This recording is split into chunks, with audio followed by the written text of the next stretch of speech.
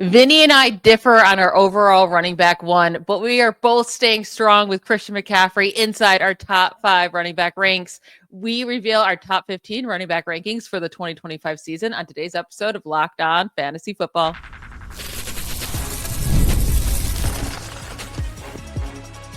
You are Locked On Fantasy, your daily NFL fantasy podcast. Part of the Locked On Podcast Network, your team every day. Welcome into the Locked On Fantasy Football podcast. Thank you for making us your first listen every day. I'm one of your co-hosts, Michelle Magdziuk, and when I'm not doing this, I'm a researcher and fantasy analyst with NFL Network. And I'm your other co-host, Vinnie Iyer. I'm not doing this. I'm writing about NFL fantasy and betting for sportingnews.com. Today's episode is brought to you by Game Time. Download the Game Time app, create an account, and use codes LOCKEDONNFL for $20 off your first purchase.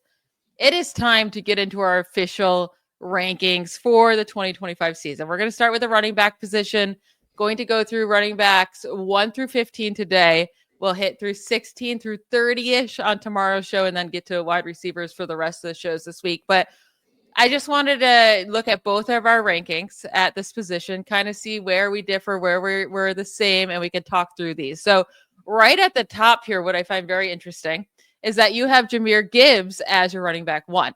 Now, our top 3 running backs are not like a shock. I have Bijan Robinson 1, Saquon Barkley 2, Jahmyr Gibbs 3.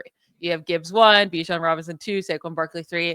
That's pretty normal in rankings across the fantasy industry.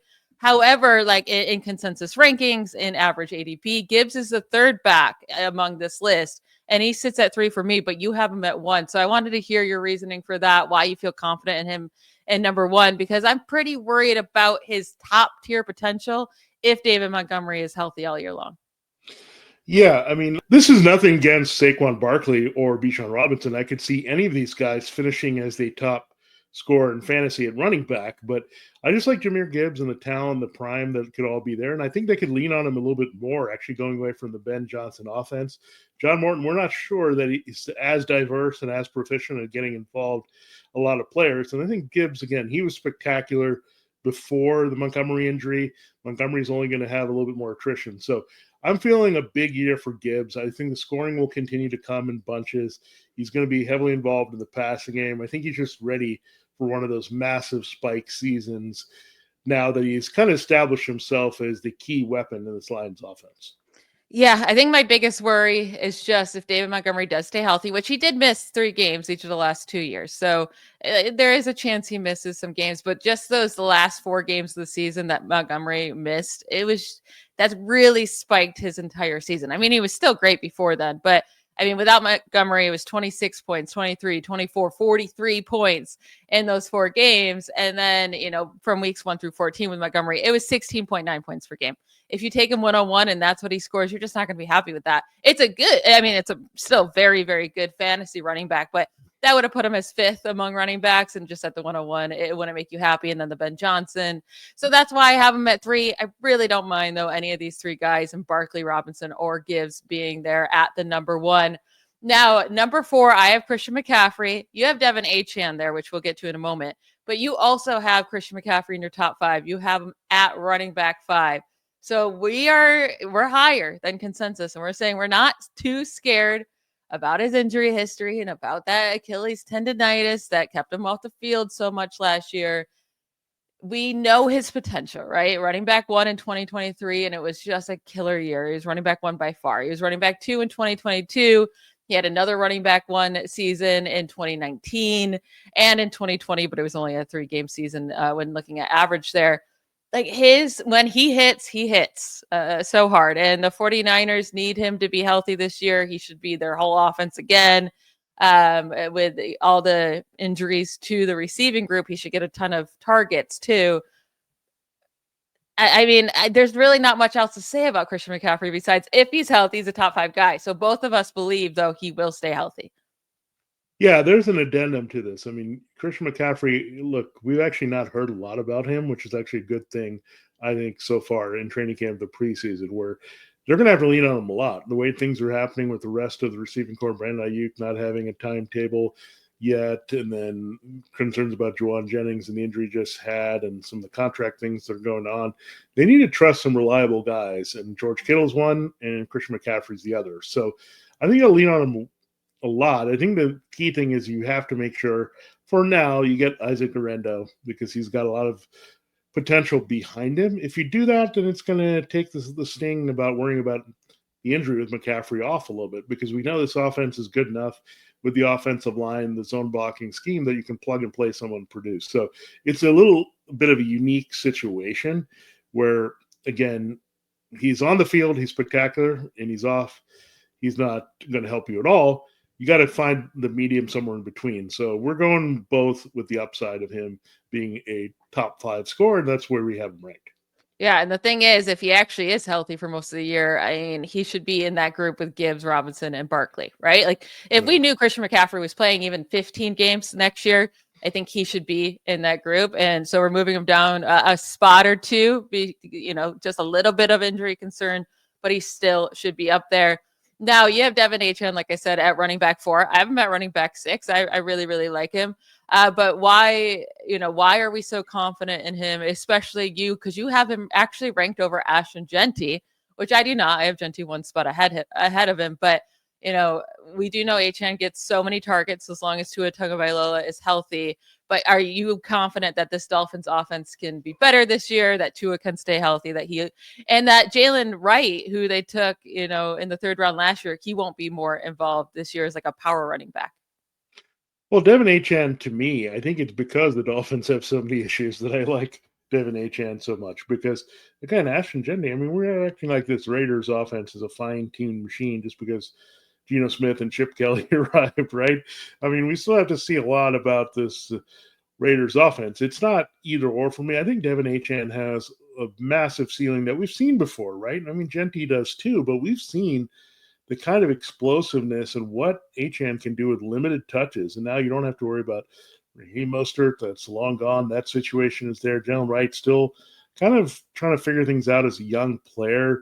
I don't know if they're suddenly going to say, hey, we're going to throw downfield with Tua Tagovailoa. I think this is what they evolved into. There's some limitations there. Tyreek Hill's not maybe as fast as he once was. Jalen Waddle's definitely slowed down. So their best way of maybe getting some big plays is dumping off the ball to Devon Achane. So I like his running ability, his efficiency, his burst, ability to score touchdowns. But what really intrigues me is that role as a check down, short area receiver is only going to expand because look, we got to get this guy an open field to make plays, or are we in trouble? And Tua, look, he has a 70+ percentage completion wise for a reason. A lot of dinking and dunking.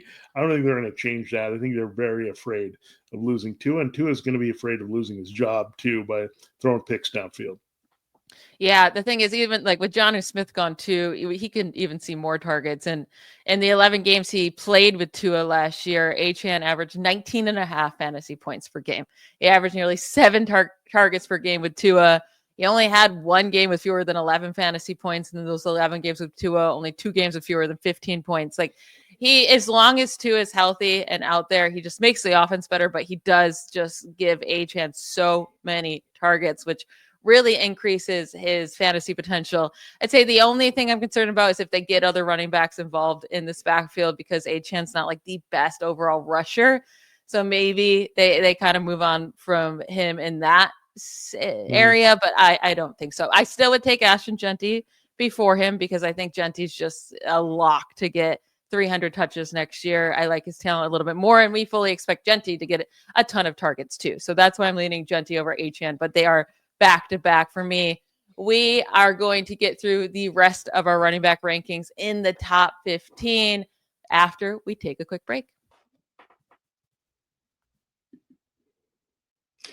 This episode, Locked On Fantasy Football, is brought to you by 5 Hour Energy. It's time to fuel up and turn up with 5 Hour Energy Transfusion. It brings the bold grape, ginger, and lime flavor of your favorite golf drink, minus the alcohol, in a quick, energizing shot.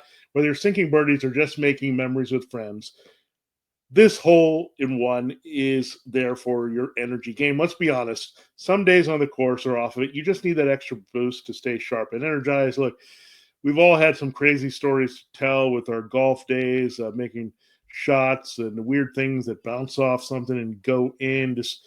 It is quite an experience to be out there. And sometimes you just need a little bit of lift to get you through the back nine. Golf is all about good times and good people and good flavors, of course. The grape ginger lime flavor gives you the best parts of your clubhouse go-to without chasing down the beverage cart.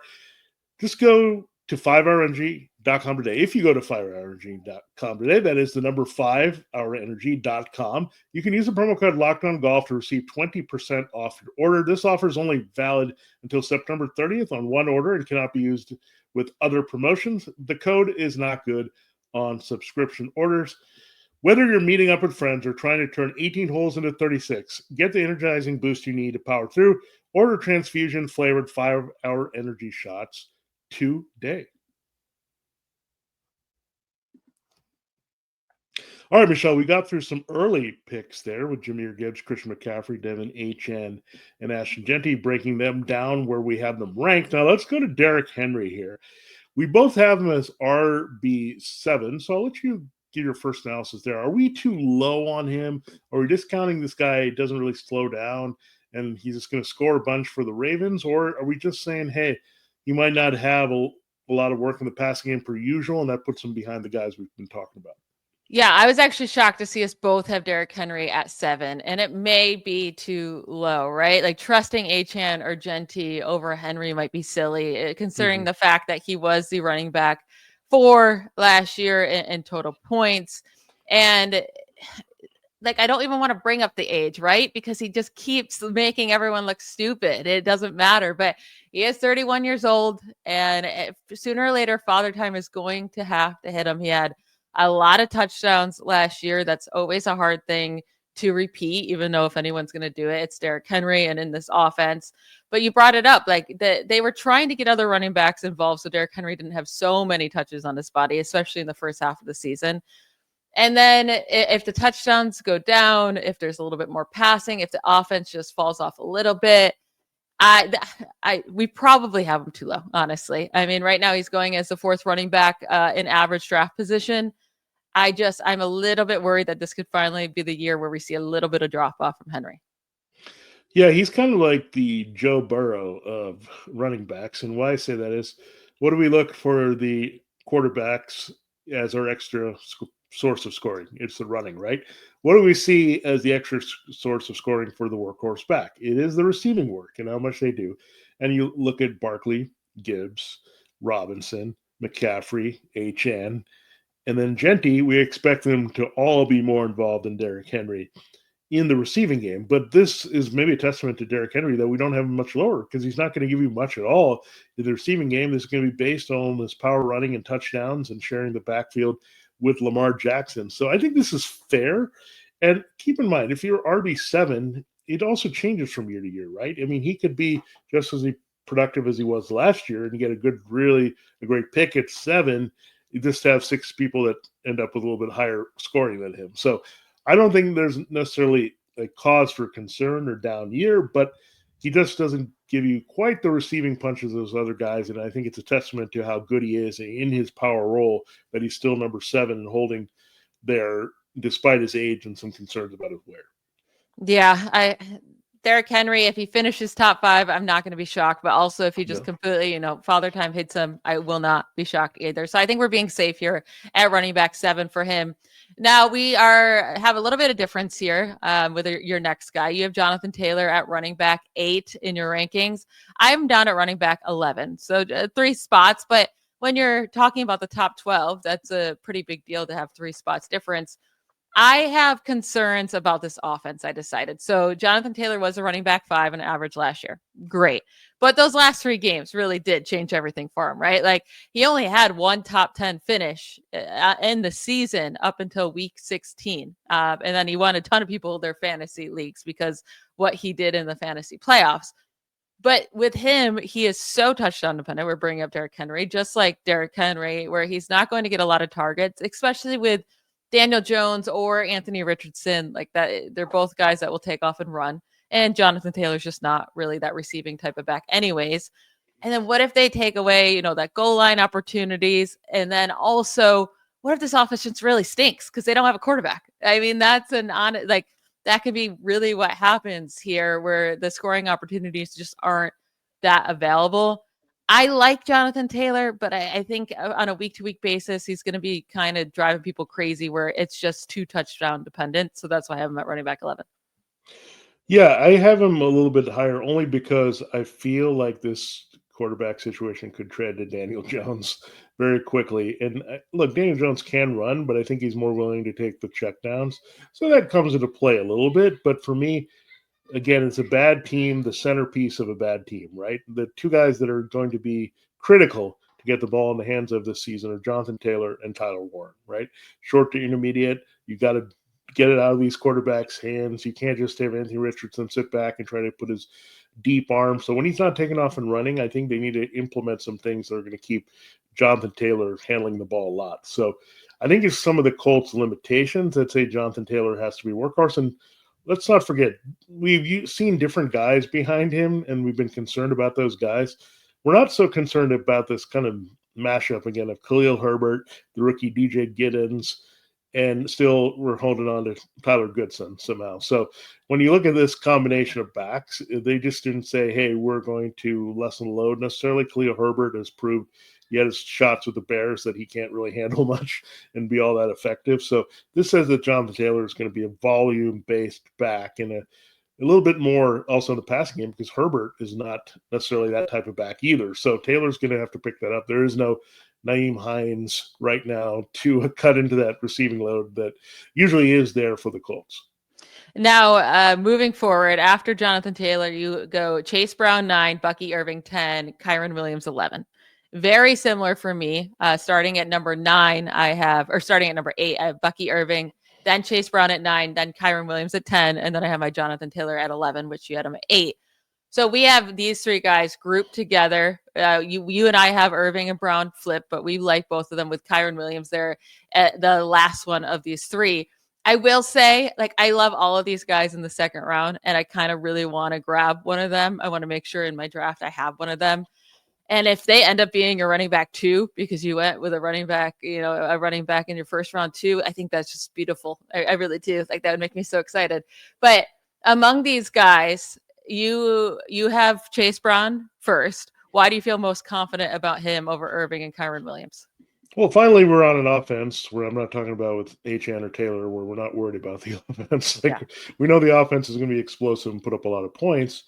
And we also saw the development of they moved on from Zach Moss. It was over, right? He just couldn't stay healthy. He didn't give them what they needed.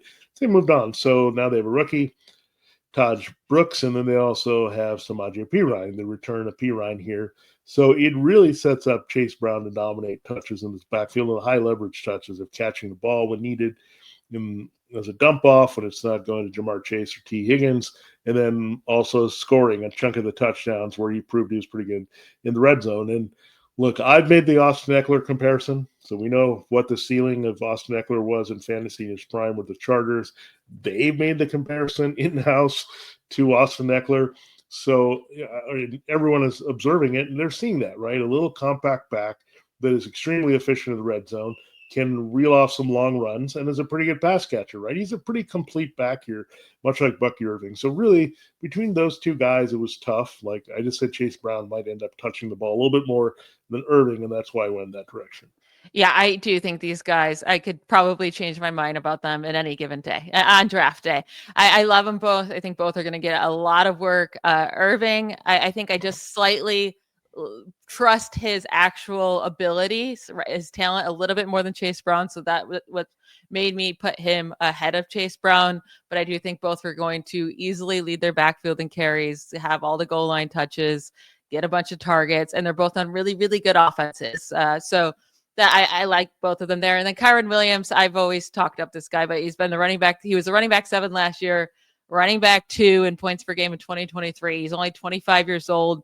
He doesn't get a ton of targets, and he is another guy that's very touchdown dependent, but he continuously just scores touchdowns all the time. So I feel really good about having him inside my top 10, and you have him just right out there at running back 11. We're going to get through the rest of our running backs in the top 15 right after we hear from another one of our sponsors.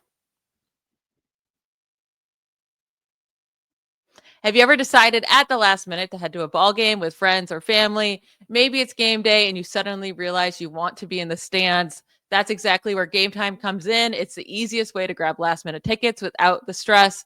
With the money you save on tickets, you can splurge on food, drinks, merch, or even invite a bigger group to come with you. Game Time makes it possible. Game Time makes buying tickets fast and simple. Prices on the app actually drop the closer you get the first pitch, and they've got incredible last minute deals, clear seat views, and a lowest price guarantee that takes the worry out of buying. Game Time is the official ticketing partner of Locked On MLB, making it easy to browse the app for an exciting upcoming MLB game. I will be headed to a Red Sox versus Astros game here shortly. And just like they say, I'm going to wait up until closer to game time because I know I'm going to get the cheapest, most like the best deals possible on Game Time. So you just get to take the guesswork and worries out of buying tickets with Game Time. Download the Game Time app, create an account, and use code LOCKEDONNFL for $20 off your first purchase. Terms do apply. Again, create an account and redeem code LOCKEDONNFL. That's LOCKEDON NFL for $20 off. Download the Game Time app today. Last minute tickets, lowest price guaranteed. All right, let's finish up our top 15 running back rankings for this season. And we just mentioned that Kyren Williams was your 11. Jonathan Taylor was my 11. After that, I have Alvin Kamara at running back 12, which is actually quite higher than you have Kamara. You have Kamara at 17. I mean, what else does Alvin Kamara need to do for you, Vinny? He was a running back 6 on average last year, running back 5 in 2023. He did have a down year in 2022 at running back 16, but running back 5 in 2021, running back 2 in 2020. This guy just does it all, just every year. And yeah, he's getting older. He did just turn 30, but I still think he has another year left in him. And the thing about Alvin Kamara is it doesn't matter about efficiency really with him or touchdowns. He's only had 6, 5, 2, 4 rushing touchdowns over the last 4 years. And I don't expect a bunch of them to come in this terrible Saints offense with no quarterback. But he's going to get so many targets. I mean, there's really no one there outside. Like Chris Olave, sure, if he can stay healthy. Juwan Jennings will get some. Rashid Shaheed coming off the injury, maybe. But Alvin Kamara led this team last year with 89 targets, and he missed a few games. I fully think he could lead this team again. He always gets 80-plus targets, and he's just been consistently safe for fantasy. Yeah, I mean, I look at Alvin Kamara and I want to have him higher, but there's some real nice names I have in between him and Kyren Williams, who I have at 11. I have Josh Jacobs. Look, I mean, that's still a drop, but still, he's not that bad. I mean, he still was very high scorer last year, so he is going to see the majority of touches in that Green Bay backfield with A.J. Dillon. Down in Philadelphia, we'll see what you get from Marshawn Lloyd and James Cook. I think he's going to be motivated to have a big year. That's why he's holding in, because he realized, look, I need to have a big year to go get paid the big bucks as the top backs. And I think maybe he's coming to that realization. And Breece Hall, again, that's a tough guy for me, right? I could argue that Kamara could be ahead of Breece Hall. But I look at Omarion Hampton. Look, I love him. So I'm going to go with the rookie with fresh legs that he impressed me in the Hall of Fame game enough. I'm sold. I don't need much more. And then Chuba Hubbard might be one that also is a little bit ahead of Kamara, where I look at Hubbard and say, look, he's also going to see a high-level volume. I'm not sure about Rico Dowdle and Jonathan Brooks or whatever. They paid Hubbard. He's got to be a key part of the offense. He's kind of in that Bucky Irving transitional role that we had in Tampa, and it was a little bit different without Dave Canales there, but Hubbard should be the main man there. And I think clearly all these offenses are a little bit better, and it could be just coming down to scoring a few more touchdowns than Alvin Kamara for all these guys. Yeah, maybe. I don't know. I just think Alvin Kamara just continues to be underrated. Yeah. He's a good value for sure. Like behind all these guys, if you don't get one of them, I think you were sitting there, you could do a lot worse with your RB2, I think. I mean, he's going to outplay wherever you draft him. So That's how I feel. Now, you have Josh Jacobs as your running back 12. I have Josh Jacobs at running back 14, but we're both lower on him than consensus rankings right now. Consensus rankings has Josh Jacobs as a running back 9. He was a running back 5 overall, running back 7 in average scoring last year. A lot of touchdowns for him, 16 total touchdowns, 15 on the ground. And it came down to a few really, really big games with those touchdowns, a lot of disappointing performances, especially in the first half of the season. But they did start to utilize him a lot more consistently in the second half. it's not like I hate Josh Jacobs and where he's going. It's just, there's something about him. I just don't feel like he offers me that high end potential on the season. And that's why I have him at running back 14. Yeah, I mean, I dropped him a little bit because he did show the last time he got massive volume that he did slip, and that was with the Raiders. He's gotten a little bit older. The attrition is going to hit a little bit. There's just not too much to relieve him in the situation that there was developing to be last year. So this is more me coming back to what I thought going into season last year, that I should drop him. Now I'm back to where I'm at with Jacobs. So again, he's shown me that again, when he gets that volume, he tends to slow down, and he always seems to miss a little bit of time from game to game or from season to season. So when you look at that, I just have him a little bit lower, but I still had to put him as an RB1. I think that's where I kind of mentally said he's got to be 12. So I'm still maintaining him as an RB1. Now, James Cook, we both like James Cook a lot, so I'm surprised we don't have him higher, but both of us have him ranked as our RB13, which is one spot ahead of consensus rankings that Cook is sitting at running back 14. He was the running back 8 last year overall, running back 10 on average. Another guy that scored a bunch of touchdowns, which led to his higher scoring on the year, 18 touchdowns. But we both brought up like he should be used more as a receiver this year. He only had 207 rushing attempts last year and 38 targets. Like there's a ton of room for that to increase on it, both the carries and the targets. And in the 11 games that he had more than 10 carries, he averaged nearly 19 points per game, right? So when he got the workload, he was fantastic. Do you think our running back 13 is too low, or are you feeling good about that? Well, the thing that could adjust is also that it was a very high touchdown total for him, so that could adjust a little bit, right? Yeah. So that's always the variable with this. And like, I know we're getting into the weeds and a little like splitting hairs a little bit with what we're doing here, but that's the fun part of this, right? How do you get a little bit more production from each guy? And the touchdowns are the one thing you can't always predict, right? And how many times do you get to the 1 yard line? It worked out for a lot of these guys. I mean, Barkley got to the 1 and then Jalen Hurts would score. So you can only project touchdowns to some degree, but we also have to factor in, is his role otherwise going to increase with yardage and touches to get us to where we need to be? And now let's finish off today's episode in our top 15 rankings with Omarion Hampton, who makes it right at running back 15 for you. He's running back 16 for me. So he is moving up our rankings pretty quickly here during this offseason. You know, with the Najee Harris eye injury, we'll see when he can come back. But with the way this team's talking up Hampton, the draft capital they use on him, his production in college at UNC, it was fantastic. So we are moving him up. We see a lot of these first round running backs have great success right away in fantasy and in the NFL. So do you think this is where we stick with him, or do you think he could keep moving up your rankings? Yeah, I mean, I definitely think he could be moving up. I mean, Najee Harris, the way they're talking about him, it's almost like he's gone. Like he's still on the team, but like I don't think they're that excited, right? It was kind of a toy that they got, and then they got a better version of that toy like a little later. Not so it's like, oh, here's a shiny new toy. It's okay, we'll make it work. And then here comes this thing that's hot off on the market, and you get it, and you're like, okay, this guy's way better. And maybe they're just using, okay, I guess he's not available, so let's give Hampton more of a shot. He started the Hall of Fame game, which I don't think is insignificant, right?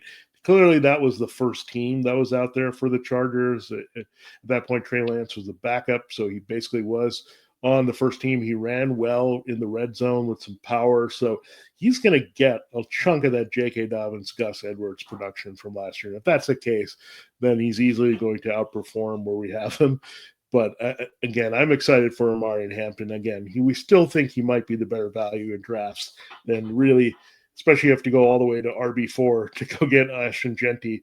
Omarion Hampton still looking like a better value even as he rises. Yeah, and now this will probably be as high as I get him unless there's news that Najee Harris will miss a bunch of time, because I still do think if Najee Harris is back, he's going to be a thorn in Hampton's side. But I do think by the end, middle of the year or whatever, Hampton will definitely prove to be the better back and get more work and just be more explosive. So I feel good about him at running back 16, you at 15. We are going to finish up our running back rankings on tomorrow's episode. So don't miss that. I want to thank you all for making Locked On Fantasy Football your first listen today. For your second listen, check out Locked On Bets. Betting experts Lee Sterling and Kevin Rogers have daily MLB locks and can't miss football futures. Find Locked On Bets on YouTube or wherever you listen to podcasts. We'll talk to you tomorrow. Bye, y'all.